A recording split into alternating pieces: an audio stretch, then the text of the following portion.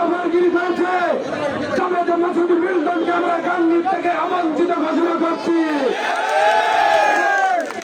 এই ষড়যন্ত্র চাঁদ ভাগার জবাব আমরা কিছুদিনের মধ্যেই দেবো ইনশাল্লাহ।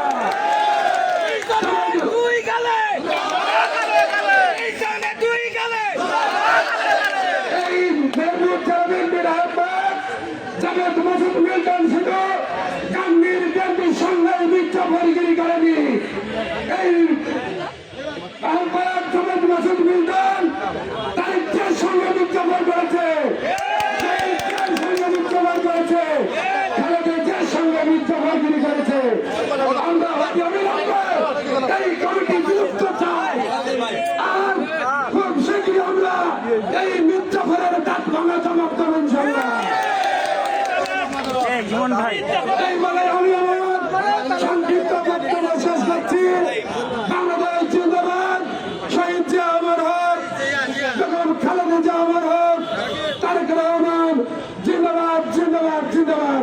ধন্যবাদ সবাইকে।